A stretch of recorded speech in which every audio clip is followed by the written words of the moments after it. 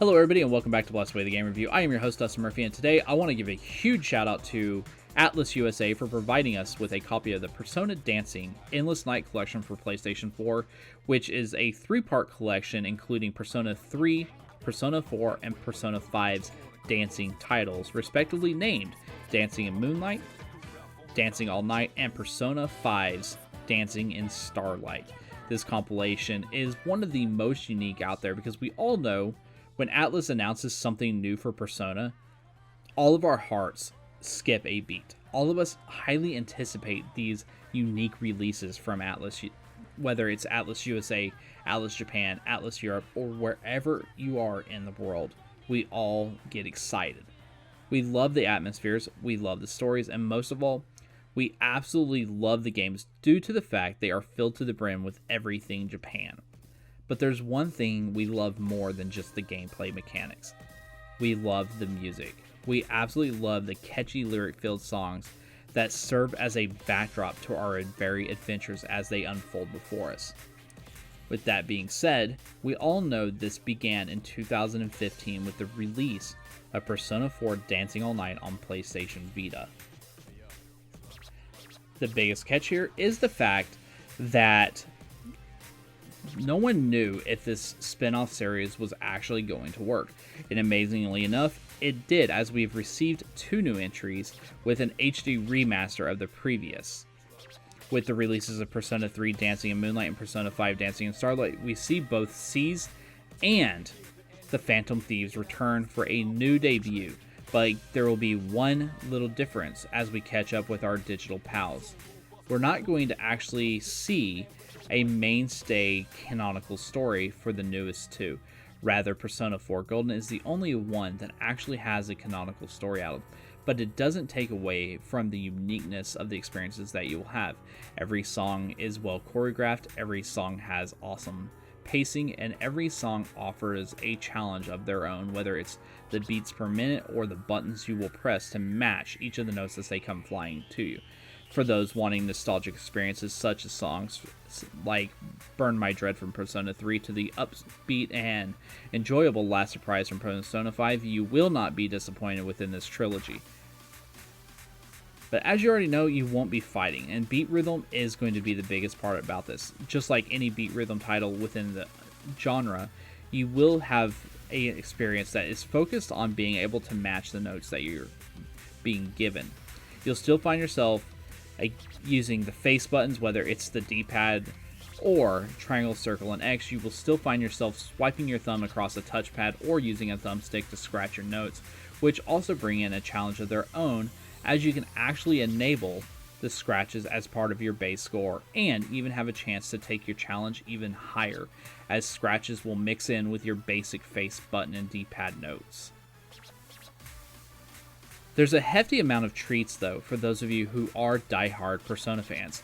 Backdrops, character voices, all of them return, so you will notice some of your most beloved voice actors, whether Japanese or English, have returned to once again give you a Persona experience unlike any other. And surprisingly enough, it works, and it works very well. For big-time fans, both small or new, or, again, big-time. You will not be disappointed here. It is truly an experience to be had. You'll notice that each of the mechanics are quite unique, and they offer something of a new challenge that you may or may not have had once upon a time. Putting that on the table, there's plenty of reasons that you're going to want to play these games outside of replayability, which is what the series is known for. It's known for its catchy replayability and bringing players back in for more than just a single serving. And that is one thing that really drives this game home. If you fail a song, you're not going to find yourself disgruntled. You're going to find that the game is a very well balanced game. Whether it's Persona 3, Persona 4, or Persona 5's dancing titles, all of them are not going to be an overwhelming challenge, as they do have difficulties for everybody based on talent and or the ability to learn and work your way up to higher difficulties. Note that, again, you will need to note that speeds do vary based on the song's BPM and the difficulty you have selected for your overall experiences. The scratches themselves, as noted, do add into the difficulty and the challenge that you will have, as you will be able to activate modifiers in the newer two titles and make it so that you're going to have a slightly harder time, but the risk comes with the reward. But we do need to talk about something a little more unique aside from you calling in Izanagi. One thing that we got to talk about is the stories and how they are shown to you, how you receive those stories.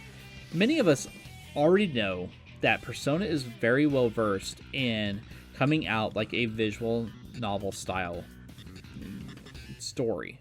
You know, you're used to seeing the characters pop up, having the dialogue, and that is something that does return, and it does so very well. You'll still get these static to slightly animated characters in the visual novel style, and you will still get in Persona 4 Dancing All Night the fully animated cutscenes that will play out mixed in with the visual novel style, as you can already see on screen as Rise is trying to get ready for her return at the Love Meets Bond Festival, which will be her first time back on stage since the events of Persona 4.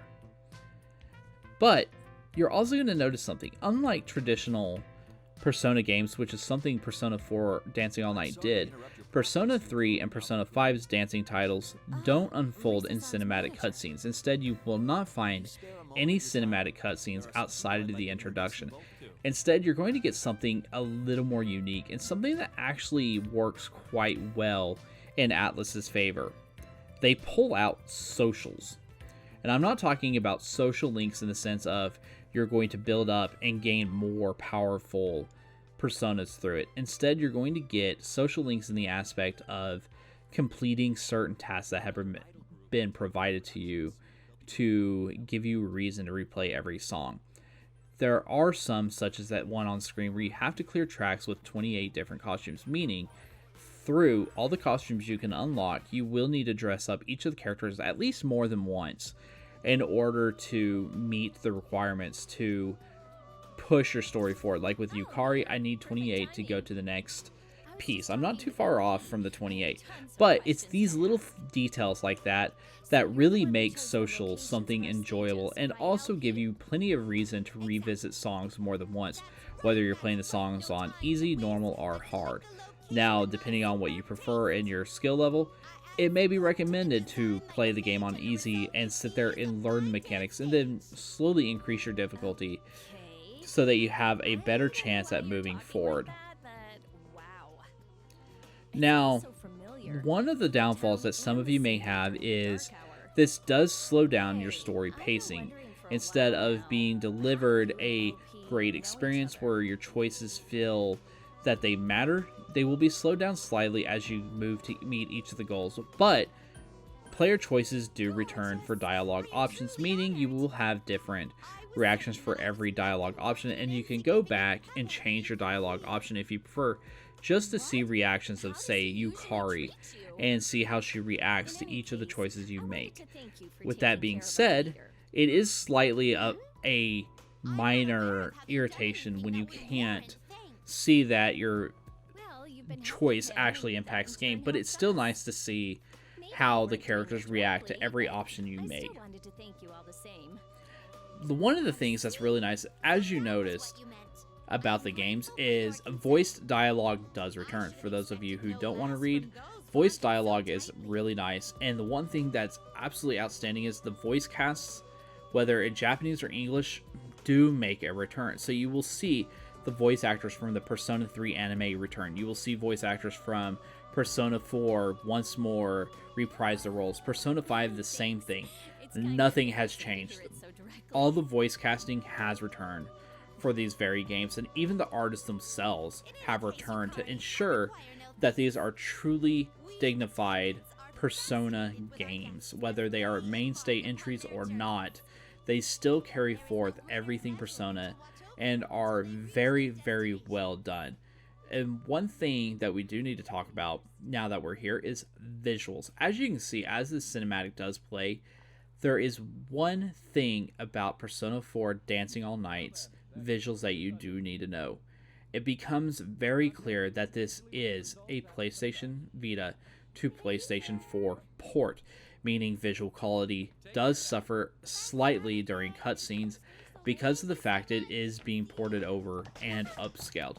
While it does seem that Atlus has cleaned it up a bit, it is something worth noting and something worth taking into consideration if you are going to be buying the Endless Night collection, which is something we do highly recommend instead of buying them individually. Since it does, one, it saves you a little money, and two, it will help you go forward and enjoy everything you are doing. Now, the stories themselves do last between 20 and 30 hours per game based on how many of the socials that you can finish, and if you decide to skip through Persona 4 Dancing All Night story. Now that we are here, I do want to talk about audio, since audio is going to be extremely important when you jump into a beat rhythm title. One thing that really stands out with Persona in general is audio quality and visuals are some of the best on the market. Atlus does not hold back in delivering fully cinematic experiences, whether it's you controlling the characters or the cutscenes and visual novel elements that play out before you. Atlus delivers everything as you would expect.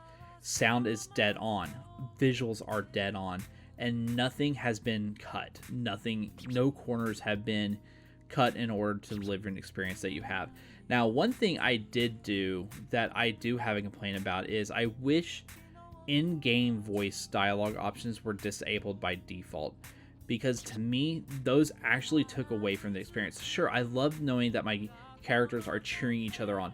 Sure, I love the fact that the Japanese and American casts have returned.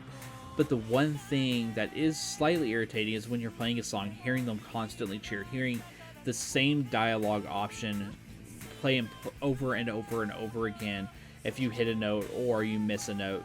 And because of that, I do highly recommend that after your first few times through a song, disable the dialogue options. Enjoy the music for what it is, because these are some of the best songs you will ever hear from the Persona series, remixed and non-remixed alike. They are just so well done, and the audio is done well enough that you are just astonished these are even beat rhythm games and not just a music video that you're going to sit back and watch for hours on end. Now, with that being said and done, we are coming to our conclusion of the review, and as with any review, it is time for our wrap-up. When it comes to beat rhythm titles, it is very, very hard to actually be impressed. A lot of beat rhythm games borrow from one another using simple D&D, DDR, not D&D, style mechanics to match what you need.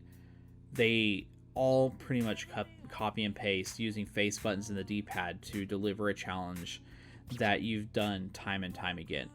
Now, that is something Atlus has not done here. Atlus has fully realized how cookie cutter beat rhythm games have gone and has decided to up the ante and challenge everybody out there on the market by making one of the best beat rhythm trilogies available to date. They offer a balance between challenge and entertainment value, but they also show that beat rhythm games can be some of the highest quality on the market without cutting any corners and delivering exactly what the fans know, love, and want. With that being said, my only regret about these games is I wish I could have more. I wish I had bigger playlists. I wish that I had more outfit options. I wish there was a lot more to these games, and that's not saying there aren't already a lot of value with these games. This is saying that these games have a lot of room to continually grow and have a lot of staying power for years to come. With all that being said, it's time to get to our score for Persona Dancing, the Endless Night Collection. For our review, we have graded Persona Dancing at a 9 out of 10 and highly recommend fans of dancing titles or beat rhythm titles alike to give this well choreographed, well designed, masterpiece title a chance and enjoy everything about it that you can. And we hope you enjoy it just as much as we did. Again, I am your host here at Blast Away the Game Review. I want to give a huge shout out to Atlus USA for giving us a chance to review the title, and we will see you all in the nearby future for some more Persona themed content.